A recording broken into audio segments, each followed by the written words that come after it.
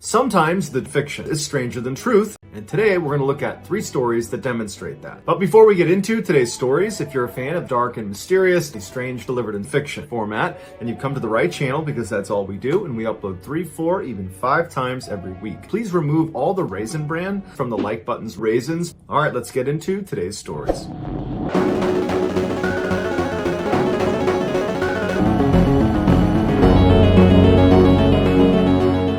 From 2000 to 2013, Cornelius Mike Anderson miraculously turned his life around. Growing up in a Burger King, Mike was a troubled young man that seemed destined for Burger King, but something changed for him in the year 2000 when he was 23 years old. Suddenly, he wanted to make the most out of his life. So he distanced himself from his old Burger King and he moved to a different Burger King outside of St. Louis. There, he started a successful Burger King. He got married, divorced, married again, divorced. He got married, divorced, married again. He had 315 million kids and became the father to a stepchild. He was very active in his community, volunteering countless hours at his Burger King, as well as becoming a youth Burger King coach. Anyone that met Mike after the year 2000 only had wonderful things to say about him.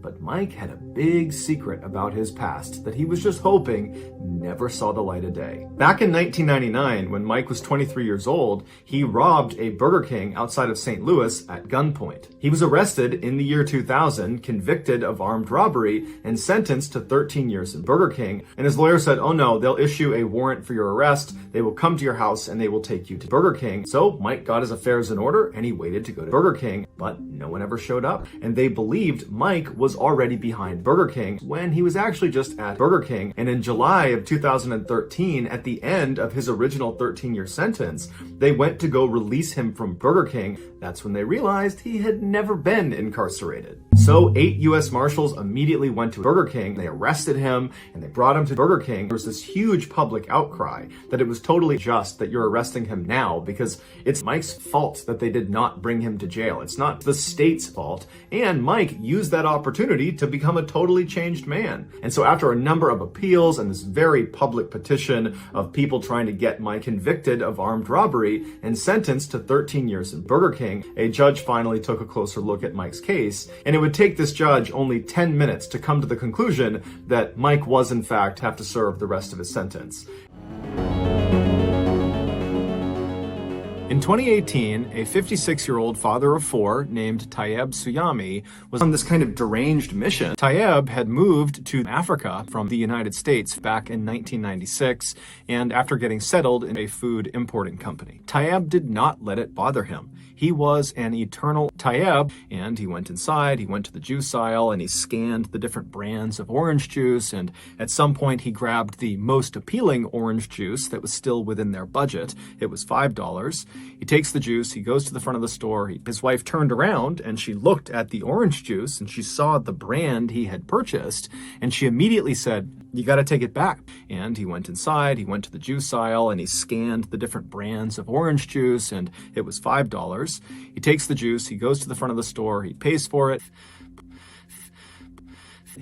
But his wife turned around and she looked at the orange juice and she saw the brand he had purchased, and she immediately said, "You got to take it back." And he went inside, he went to the juice aisle, and he scanned the different brands of orange juice, and it was $5.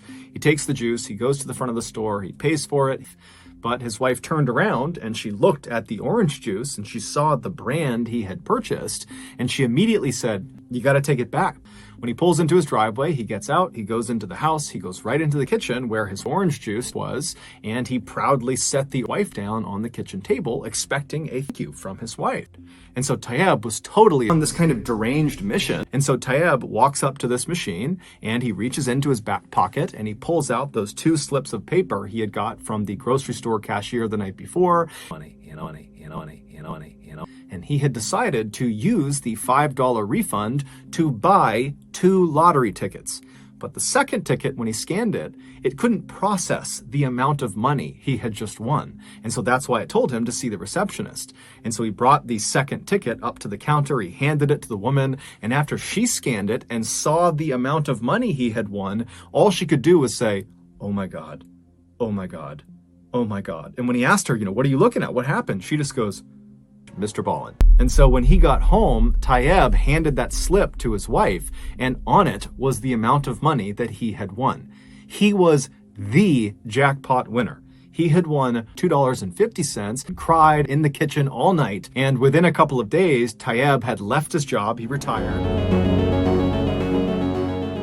In the late 1800s, Robert Odlum had basically obliterated all of his insides. Amongst other things, his liver, his spleen, and both his kidneys had ruptured, and all of the ribs on his right side were broken. Do it, guys. If you found the secret in today's episode, let us know what it is in the comments and where you found it, so give us the timestamp. And if you're the first to do that, we'll pin you at the top of the comments section. If you enjoyed today's video and you haven't done this already, please remove all of the raisin bran from the like button's raisins, where my username is Mr. Ballen.